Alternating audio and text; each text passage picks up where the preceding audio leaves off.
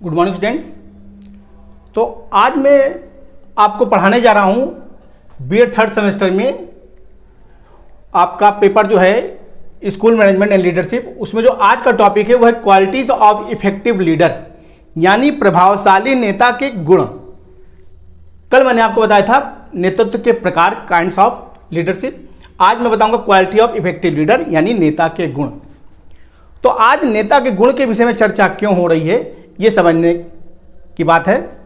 कोई भी नेता या कोई भी संस्था का जो चलायमान प्रभावशाली नेता जो होता है, जो संस्था को चलाता है, वह कहीं ना कहीं उस संस्था का या उन अनुयायियों का एक तरह से जो लीडर होता है वो आदर्श के रूप में जाना जाता है। यानी उसके अंदर जो लोग देखते हैं, जो छवि देखते हैं, वो आदर्शात्मक होना चाहिए। यानी वो एक आदर्श लीडर के रूप में उसको देखते हैं जो उसको आगे की ओर ले जाता है।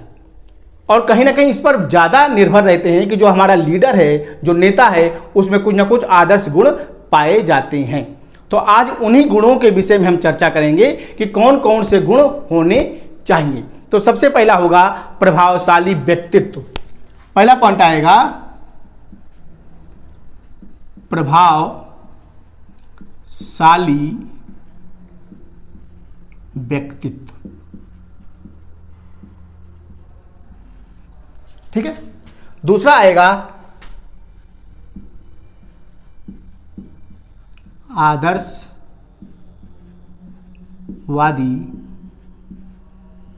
गुण।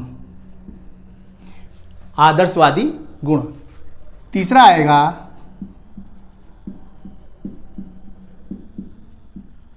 शैक्षिक क्षमता। शैक्षिक क्षमता।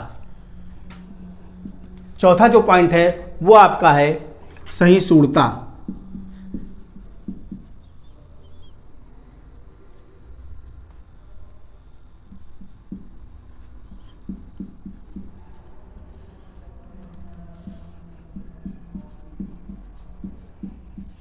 सहिष्णुता।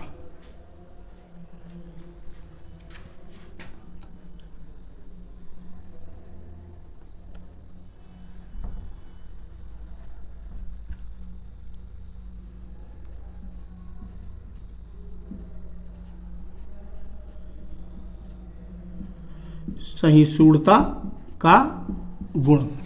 ठीक है। नेक्स्ट पॉइंट आएगा नियोजन।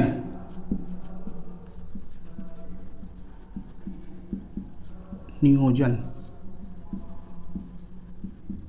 क्षमता। ठीक है। नेक्स्ट पॉइंट आएगा मानवीय संपर्क।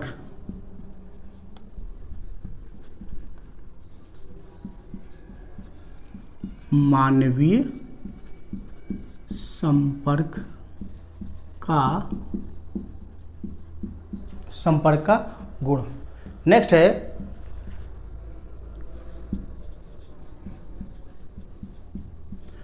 भाषण व लेखन क्षमता। भाषण व लेखन क्षमता। ठीक है। नेक्स्ट पॉइंट आएगा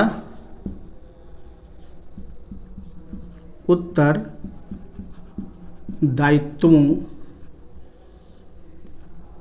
का निर्वहन।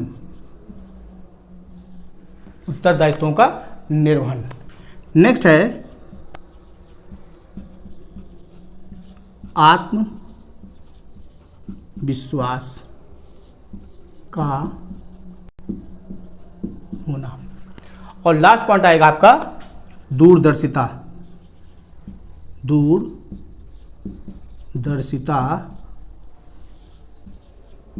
का गुण। क्लियर है। इससे स्पष्ट है कि जो क्वालिटी ऑफ इफेक्टिव लीडर, उसके अंदर ये गुण होने चाहिए, तभी वो किसी संस्था को नेतृत्व कर सकने में क्षमता रखता है और अपने उद्देश्यों का पालन ठीक प्रकार से कर पाएगा। तो पहला पॉइंट है प्रभावशाली गुण, यानी उसके अंदर प्रभावशीलता होना चाहिए। प्रभावशीलता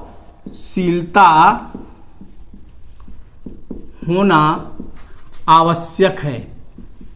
आवश्यक है क्योंकि तभी वो अपने अनुयायियों पर प्रभाव डाल सकता है। नेक्स्ट आएंगे आदर्शवादी गुण। अगर उसके अंदर आदर्शवादी गुण नहीं है, चरित्रवान नहीं है, अपने चरित्रों के अनुसार किसी को संबोधन ना देता हो, किसी का सम्मान ना करता हो, अपने चरित्र को व्यक्त ना करता हो, तो वो कहीं ना कहीं सफल नहीं हो पाता। तो उसके अंदर ये गुण होना आवश्यक है कि आदर्शवादी गुण उसके अंदर होना चाहिए, क्योंकि जो उसके अनुयायी हैं वो उसको आदर्श मानकर उसके पीछे चल रहे हैं और उसके निर्देशों का पालन कर रहे हैं। नेक्स्ट आएगा शैक्षिक क्षमता। तो उसको जिस क्षेत्र में है उसको उस योग्यता के अनुसार शिक्षित होना आवश्यक है, क्योंकि जब तक वह शिक्षित नहीं होगा तब तक उन आदर्शों को लेकर आगे चलायमान नहीं होगा और जो उसके अनुयायी हैं उसका फॉलो यानी उससे प्रभावित नहीं होंगे। नेक्स्ट है सहिष्णुता का गुण। तो इसका मतलब होता है सभी यानी धर्म से मतलब है सभी धर्मों को साथ लेकर चलना, अर्थात जो नेता है उसके अंदर सहिष्णुता का गुण होना चाहिए। वो सभी को एक समान रूप से देखे और सभी को एक समान रूप से माने, तभी वो आगे की ओर अग्रसर हो पाएगा। नेक्स्ट है नियोजन यानी प्लानिंग, यानी किसी भी चीज की प्लानिंग करना उसके अंदर आना चाहिए। हमें किसी उद्देश्य की प्राप्ति कैसे करनी है, उन उद्देश्यों की प्राप्ति के लिए हमें एक प्लान करना होगा और उसी प्लान के माध्यम से हमें आगे की ओर बढ़ना होगा, तभी हम अपने उद्देश्यों में सफल हो पाएंगे। नेक्स्ट है मानवीय गुण। तो जब तक नेता के अंदर मानवीय गुण नहीं होंगे, यानी मानव यानी उसके अंदर दया ना हो, दया नहीं होगा, किसी को देखने की क्षमता नहीं होगी, किसी की बातों को सुनने की क्षमता नहीं होगी, तब तक वो प्रभाव नहीं डाल सकता।